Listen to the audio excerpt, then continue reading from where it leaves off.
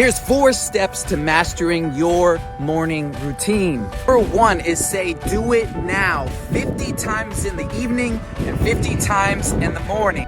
So say, do it now, do it now, do it now, 50 times. And what we're doing is programming our brain to subconsciously say, do it now when we don't feel like it.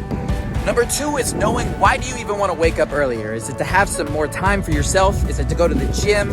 Is it to do something productive? But why do you even want to wake up early? A lot of times we just listen to all the success gurus out there and they say we need to wake up early, we have to wake up early, but do we really even need to wake up early? Why do you want to wake up early? This is an important question to know because we won't be as motivated if we don't actually know why we're doing what we're doing.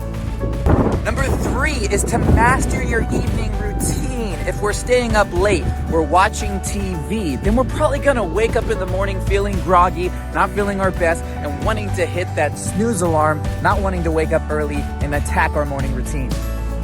Number 4 is to have a plan for your morning routine, because if we fail to plan, we'll plan to fail. We don't actually have some items to check off, it'll be very easy to snooze that alarm. So do you want to wake up and journal? Do you want to wake up and meditate? Do you want to wake up and go to the gym? Do you want to wake up and meal prep for the day? But what is that plan? Write it down the evening before, make sure you stick to it and you make it happen. So these are the 4 ways to set yourself up for success, to master your morning routine and get the most out of your day and stress less. And let's always remember to be mindful. So comment below, let me know what your morning routine looks like, how you struggle to get your morning routine together. If you need help, I'd love to help out, but peace, love, joy, and happiness, and I'll see you in the next one.